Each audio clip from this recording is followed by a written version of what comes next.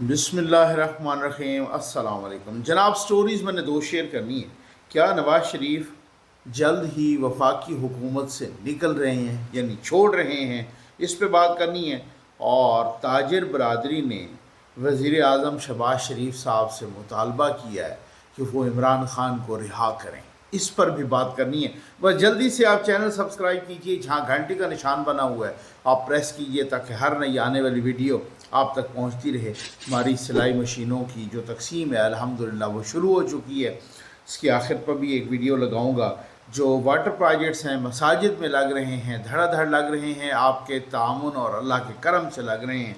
ये नंबर भी डिस्प्ले हो रहा है। और इन दोनों मेन स्टोरीज़ पर आने से पहले मैं आपको एक ऐसी वीडियो दिखाने लगा हूँ जो मेरी इस बात की गवाही देगी कि जब तक, यानी मैं तीन बातें कहता होता हूँ कि जब तक एक बात यह है कि यूथियों का अपर चैम्बर फारिग, यूथिया होगा तो उसका अपर चैम्बर फारिग होगा, चाहे वो रेडी वाला है चाहे वो पीएचडी है। अगर यूथिया है तो बराबर का जाहिल होगा। और तीसरी बात कि लिख लो, जब तक यूथिया वायरस की वैक्सीन नहीं आती उल्टे लटक जाओ, इस्तेकाम नहीं आएगा, ना माशी इस्तेकाम आएगा ना सियासी इस्तेकाम आएगा। ये वीडियो आपने हर सूरत पूरी देखनी है और फिर उसके बाद ज़रा अपने कमेंट्स भी देने हैं कि क्या मैं गलत कहता हूँ या मैं ठीक कहता हूँ। ये इकबाल आफरीदी साहब हैं पीटीआई के, ये पार्लियामेंट के गेट पर पुलिस के साथ ये क्या कर रहे हैं। ऐसा किसी नॉर्मल कोई जमहूरी मुल्क, कोई शऊर वाला मुल्क, शऊर वाली कौम इसमें को होता, यही वाक़या अगर अमेरिका में होता, अगर यही वाक़या यूके में होता, यूरोप में होता, तो आप खुद डिसाइड कर लें इस यूथिए के साथ क्या होता। लेकिन अब वो ज़ाहिर है वो पहले रो रहे हैं बेचारे। हुकूमत, वफाकी हुकूमत, वो इधर उधर की वो पुठी सीधी मार रहे हैं, लेकिन वो उनके पास यूथिया वायरस की कोई वैक्सीन नहीं है और उनको शराफत मार रही है। और उसका अंजाम फिर इसी किस्म के हालात व वाक़ियात पर मुंतज होता है। ये देखिए।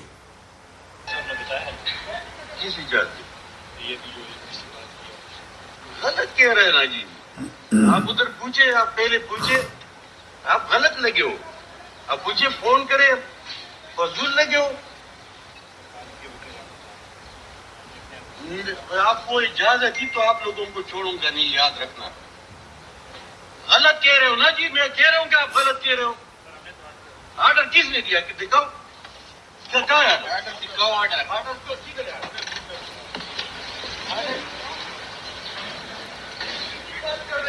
मैंने कल बताया आपको, दूसरों क्या रहे आपके पास? कौन बात? स्पीकर साहब ने।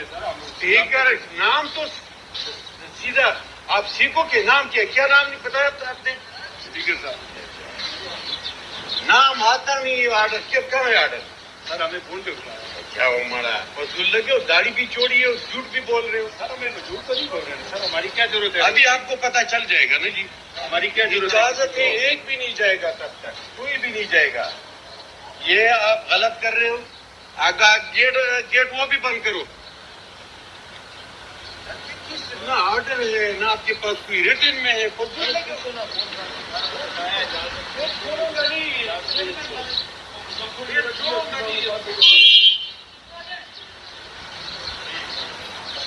वला के प्रेदम वला दूसरों को उलम कर याद साथा।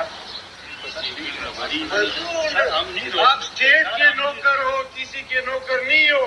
ये स्टेट मेरा है। उधर बेगुनाह जेल में पड़े चोर उधर अंदर बैठे हैं। यार कैसे लोग वापस हो गए? हमने आज सुबह फिर पूछा है उनसे, उन्होंने ये बताया कि वही कल वाले आर्डर नहीं यार, आर्डर कल उसने वापस किया स्पीकर ने। ये कैसे फजूल लोग हैं? यहाँ पे इसको तनख्वाह कौन दे रहे? सर वो बात ठीक है, नहीं हराम की कार है। आप स्टेट के नौकर हो। सर हम ड्यूटी कर रहे हैं। आप जरदारी और शहबाज के नौकर नहीं हो। चोर उधर बैठा है, जेल में पड़ा है, वो बेगुनाह जेल में पड़ा है। आर्डर वापस जो हो गए सर, कैसे लोग नहीं बताया उन्होंने। तो आप कौन होते हो? हमें आज सुबह फिर होते हो कि आपको स्पीकर आके बताएगा कल वाले आर्डर है। हमारे साहबान ने यही बताया कि वही कल वाले आर्डर बताया सर। उनसे पूछा, पता करें यार, कल आर्डर वापस हो गया।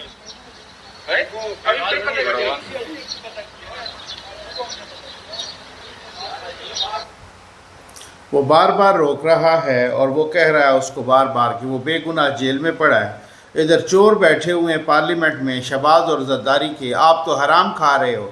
یہ پولیس والوں کے ساتھ رینجر بھی کھڑی ہے، جو سیکیورٹی ہے پارلیمنٹ پہ معمور یہی لوگ ہیں جو سیکیورٹی۔ اب آپ انصاف سے بتائیے، ایسے لوگ جب، یہ تو اور اچھی بات ہے اس کو اسپیکر کا نام نہیں آتا، یہ تو اور اس سے اور نیوٹریلٹی اور کیا ہوتی ہے۔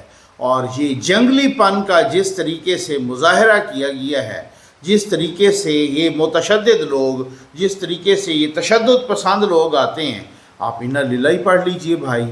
آپ اس طرح کہ آپ اگر اس طرح کی صورتحال رہے گی، الٹے لٹک جاؤ، استحکام نہیں آئے گا۔ کوئی بھی کہہ دے یہ تصویر آپ دیکھ رہے ہیں، یہ عمران خان دور کی تانیہ ادرس ہیں۔ ہاں، یہ جب انہوں نے عمران خان صاحب نے ان کو آئی ٹی کا اپنا معاون خصوصی بنایا تھا، اور شہباز شریف صاحب نے انہی تانیہ ادرس کو جو ڈیجیٹل پاکستان کمیٹی بنی ہے اس کا کنوینر لگا دیا ہے، اسی تانیہ ادرس کو۔ ٹھیک ہے، مبارک ہو۔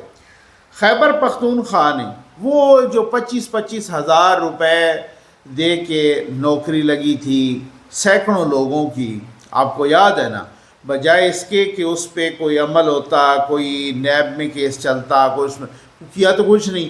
ان کی ڈیوٹی کیا تھی؟ انہوں نے صحافیوں کو، اپنے مد مخالف کو، اپنے مخالفین کو، سیاسیوں کو گالیاں دینی تھیں، اور بعد میں غیر سیاسیوں کو بھی انہوں نے گالیاں دینا شروع کر دی۔ وہی جو سینکڑوں لوگ، درجنوں لوگ جو ہمارے ٹیکس کے پیسے سے وہ لگے تھے، اسی قسم کے فری لانسرز کو پھر دوبارہ لگانے کا سوچا جا رہا ہے۔ 25,000 روپے تنخواہ، اور اس کا کام کیا ہے؟ اس کا دو ہی کام ہیں کہ سچی جھوٹی پی ٹی آئی کی اس طریقے سے وہ کمپین چلائیں، اور دوسرا جو بھی اس پر بات کرے اس کو ماں بہن کی ننگی گالیاں دیں۔ یہ تصویر دیکھ رہے ہیں، 9 سال قبل قطر سے معاہدہ ہوا تھا، اس وقت وزیر اعظم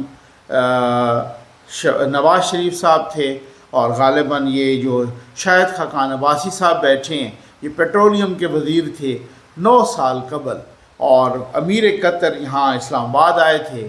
مبارک و قوم کو اس معاہدے کی دستاویزات گم گئی ہیں۔ یہ ہماری ذمہ داری ہے، یہ ہم ذمہ دار قوم ہیں۔ اب وزیر اعظم صاحب نے نوٹس لیا ہے کہ 9 سال قبل جو قطر سے معاہدہ ہوا اس کی دستاویزات گم گئی ہیں۔ ایک خبر اور بھی سن لیں مین خبر پر آنے سے پہلے، پبلک اکاؤنٹس کمیٹی کا چیئرمین کون ہوگا؟ اب پہلے ہمیں بتایا گیا کہ جناب شیر افضل مروت ہیں، پھر گورنمنٹ نے کہا اور ان کے بہت سارے اپنوں نے بھی کہا کہ جی عمران خان نے شیر افضل مروت کو نامزد کیا، پھر ہمیں کہا گیا کہ جناب وہ تو بتایا گیا کہ جی اب گورنمنٹ جو ہے وہ چاہ رہی ہے یہ اسپیکر کو کہیں کو نہیں بنانا تو آپ کو دوسرا نام دیں۔ اب دوسرا پتہ چلا کہ صاحبزادہ حامد، کل یہ خبر چلتی رہی کہ صاحبزادہ حامد رضا یعنی سنی اتحاد کونسل کے چیئرمین کو عمران خان نے پی اے سی پبلک اکاؤنٹس کمیٹی کا چیئرمین نامزد کر دیا۔ تھوڑی دیر کے بعد پتہ چلا کہ نہیں وہ حامد رضا کو تو نہیں کیا، اب وہ حامد خان صاحب جو ایڈوکیٹ ہیں ان کو کیا ہے۔ ابھی تک بہت ساروں کو یہ بھی نہیں پتہ ان کو بھی کیا ہے یا نہیں کیا۔ یہ چکر کیا چل رہا ہے؟ میں نے آپ کو پہلے کہا تھا جو تقسیم اور جو انتشار ملک میں پھیلا رہے ہیں اس سے زیادہ تقسیم اور زیادہ انتشار جو ظاہر ہے جو دوسروں کے لیے گڑھا کھودے گا خود ہی اس میں گرے گا۔ نواز شریف وفاقی حکومت سے نکل رہے ہیں۔ عبدالقادر مندوخیل نے، ٹھیک ہے نا، یہ قادر مندوخیل صاحب پیپلز پارٹی کی ہیں، انہوں نے ایک بات کی، یوتھیوں نے بھنگڑے ڈالنے شروع کر دیے اور انہوں نے کہا کہ جی نواز شریف صاحب کو چند مہینے بعد وفاقی حکومت کو خدا حافظ کہہ رہے ہیں یا وفاقی حکومت سے نکل رہے ہیں۔ بعد میں انہوں نے ایک اور پروگرام میں اس کی وضاحت بھی کر دی کہ جی میں تو اس وجہ سے کہہ رہا تھا کہ جی بہت ہی اچھے حالات جا رہے ہیں ان کے اپنے، اور یہ اگر چند ماہ میں مہنگائی ذرا کم ہو جاتی اور یہ سارا کچھ تو ہو سکتا ہے نواز شریف صاحب یہ فیڈرل گورنمنٹ سے نکل جائے۔ خیر ابھی میں اپنی معلومات کی بنیاد پہ یہ کہہ رہا ہوں کہ کہ یہ قادر بندوخیل صاحب نے ٹوٹل چول ماری ہے، ٹوٹل شرلی چھوڑی ہے، اس میں ابھی کوئی صداقت نہیں ہے کسی قسم کی۔ بات یہ ہے کہ کچھ بھی ہو، چاہے وہ پنجاب حکومت ہو، چاہے وہ فیڈرل گورنمنٹ ہو، اپنی جگہ اختلافات، ہر کسی کے اپنی پارٹی میں بھی وہ ایک الگ ڈیبیٹ ہے، لیکن ابھی ایسی کوئی پوزیشن نہیں ہے، ابھی ایسی کوئی سچویشن نہیں ہے۔ اگر کوئی سمجھنے والا بندہ ہے اکانومی کو اس انتشار کے باوجود بھی 2 ماہ کے اندر آپ یہ دیکھیں، ابھی 2 ماہ بھی نہیں ہوئے پورے، لیکن فارن پالیسی کو دیکھ لیں، سعودی عرب کے 2 وفد آ چکے ہیں، یہاں سے بھی ایکسچینج ہو چکی ہے وفود کی، ایران کے پریزیڈنٹ آئے ہیں، ایسے کرٹیکل ٹائم پہ آئے ہیں، بہت بڑی بات ہے۔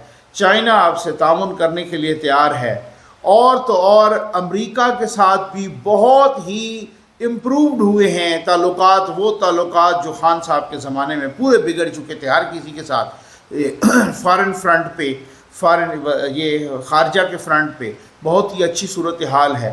آپ اگر یہ دیکھ لیں تو وہ بہت ساری اسٹاک ایکسچینج جو ہے وہ بہت ہی اوپر جا رہی ہے، تاریخ کی بلند ترین سطح پر پہنچ چکی ہے، مہنگائی رک گئی ہے کم از کم، اور نہیں تو رک گئی ہے، ابھی جو بہت ساری چیزیں اور بھی ہونی ہیں، مطلب ایک انڈیکیٹرز جو ہیں بہت سارے حوالوں سے پازیٹیو انڈیکیٹرز جا رہے ہیں، چاہے وہ پنجاب حکومت ہو، چاہے یہاں ہو۔ پنجاب میں مریم نواز صاحبہ 1 سیکنڈ کا آرام نہیں کر رہی، بالکل یہ ماننا پڑے گا، چاہے کچھ بھی ہو جائے، غلطیاں ہو جاتی ہیں انسان سے، ایسی کوئی بات نہیں ہے، لیکن یہ بات ہے کہ یوتھیوں کو دکھ کس بات کا ہے؟ دکھ اسی بات کا ہے کہ ابھی جو ضمنی الیکشن ہوئے ہیں اور مار پڑی ہے بری طرح سے پی ٹی آئی کو، آپ یہ دیکھ لیجئے کہ لوگ کہہ رہے ہیں اب تو انہی پر آپس میں لڑائیاں شروع ہو گئی ہیں کہ آپ تو بیانیہ نہیں بنا سکے کہ جناب یہاں پہ دھاندلی ہوئی ہے، نہ کوئی احتجاج، ایک دوسرے کو خسر بسر کر کے کہتے ہیں وہ الیکشن اور تھے، یہ ہم بالکل ٹھیک ہارے ہیں، کیونکہ ہمارے لوگ اس وقت ڈس اپوائنٹڈ، کوئی نہیں نکلا ضمنی الیکشن میں، اور یہ پیور میرٹ پر صفایا کیا ہے نون لیگ نے پنجاب سے بھی، اور تو اور جہاں ان کی حکومت ہے باجوڑ میں NA 8 میں بھی ان کو مار پڑی ہے۔ جب خان صاحب سے ایک صحافی نے جیل میں سوال کیا کہ خان صاحب آپ تو پنجاب کی دھاندلی کی بات کر رہے ہیں، آپ کو تو اپنے گھر میں باجوڑ میں بھی مار پڑی ہے جہاں حکومت ہے آپ کی، تو خان صاحب نے اس صحافی کو کہا ہے کہ تم مجھے نون لیگی لگتے ہو۔ یعنی آپ وہ یقین کریں اور یہ جانیں کہ جب ان سے اس طرح کا سوال ہوتا ہے تو ایز یوزول، چونکہ وہاں پہ وہ کوئی جیل تو ہے نہیں، وہ تو ایک محل ہے، اور وہاں تو وہ بکرے کھا رہے ہیں، مرغے کھا رہے ہیں، اس وجہ سے تو ابھی فی الحال میں آپ کو معلومات کی بنیاد پہ کہہ رہا ہوں، ایسی کوئی بات نہیں ہے۔ یہ ایک اور بات ہے کہ نون لیگ کے اندر بہت سارے اہم رہنماؤں میں اس وقت ٹھیک ٹھاک لڑائی چل رہی ہے، چاہے وہ میاں جاوید لطیف صاحب ہوں، چاہے وہ رانا ثناء اللہ صاحب ہوں، رانا تنویر صاحب ہوں، وغیرہ وغیرہ، لیکن اس طرح کی بات نہیں ہے کہ کل یا پرسوں یا چند ہفتے بعد یا چند مہینے بعد وفاقی حکومت سے نواز شریف نکل رہے ہیں۔ یہ ابھی کسی کی خواہش ہو سکتی ہے، اور یہی خواہش تو یہی ہے نا میرے بھائی۔ یہ تاجر برادری سے کل خطاب کیا وزیر اعظم شہباز شریف صاحب نے، تاجر برادری سے خطاب کیا کراچی میں، کل وہ کراچی میں ایک روزہ دورے پر گئے اور آخر پہ انہوں نے تاجر برادری سے خطاب کیا۔ عارف حبیب گروپ کے چیئرمین یا ہیڈ عارف حبیب صاحب نے اٹھ کے یہ وزیر اعظم صاحب سے کیا مطالبہ کیا، یہ مطالبہ آپ ذرا ضرور سن لیں، پھر اس کے بعد اس مطالبے پہ ذرا میں بات بھی کرتا ہوں۔ یہ بڑا دبنگ قسم کی بات کرتے ہیں، لیکن آپ سنیں تو صحیح وہ کیا کہہ رہے ہیں عمران خان کے بارے میں، وزیر اعظم کو سفارش کیا کر رہے ہیں، یہ کیا یہ ضرور سن لیجئے، پھر اس پہ ذرا تبصرہ کرتے ہیں۔ یہ سب سے پہلے تو آپ مبارک ہو، شفا مبارک، آپ نے دوبارہ وزارت عظمیٰ کی ذمہ داری جو ہے سنبھالی ہے، میں باقی تمام منسٹرز کو بھی مبارکباد دیتا ہوں۔ الحمدللہ ہم جب اس وقت ہم دیکھتے ہیں تو بہت ساری پاکستان میں پازیٹیو ڈیولپمنٹس بھی ہوئی ہیں۔ اسٹاک ایکسچینج جو ہے وہ ابھی آل ٹائم ہائی پہ ہے، اور مجھے یاد ہے کہ آپ نے اینڈ آف جون میں ایک ہاتھ ملایا تھا، وہ ہاتھ آپ نے مینیجنگ ڈائریکٹر IMF سے ملایا تھا، اینڈ آئی تھنک وہ اسٹارٹنگ پوائنٹ تھا اور وہ تھا 42,000 کا پوائنٹس تھے، آج 72,000 پوائنٹس الحمدللہ۔ اس پیریڈ کے اندر مارکیٹ جو ہے وہ 70% جو ہے وہ بڑھی ہے، اور ڈالر ٹرمز میں $13 بلین اور روپی ٹرمز جو ہے وہ کوئی اباؤٹ 6 ٹریلین روپیز جو ہے کی ویلیویشن میں جو ہے وہ اضافہ ہوا۔ اسی طرح کے آپ نے اور ہاتھ ہمارے پیپلز پارٹی کے ساتھ ملائے، آپ نے اور لوگوں کے ساتھ ملائے، اس کے اچھے نتائج جو ہے۔ IMF سے ہاتھ نہ ملتا تو ان سے کس طرح ہاتھ ملتے ہیں؟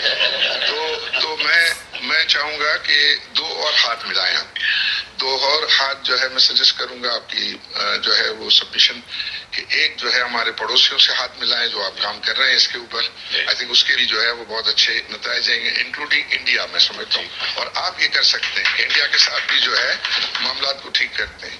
دوسرا جو اڈیالہ کے باسی ہیں ان کے ساتھ بھی آپ ہاتھ ملائیں، وہاں بھی معاملات کو جو ہے وہ بہتر کرنے اور وہ آپ کر سکتے ہیں۔ آئی تھنک یہ اگر بیسک چیز جو ہے اڈیالہ کے جو باسی ہیں، آپ انڈیا سے بھی ہاتھ میں، آپ نے IMF سے ہاتھ ملایا، اچھی بات ہے، آپ نے پیپلز پارٹی سے ہاتھ ملایا، اچھی بات ہے، آپ اڈیالہ کے باسی سے بھی ہاتھ ملائیں، اڈیالہ کے جو باسی ہیں اڈیالہ کے باسیوں سے بھی ہاتھ ملائیں، انڈیا سے بھی ہاتھ ملائیں، اڈیالہ کے باسیوں سے بھی ہاتھ ملائیں۔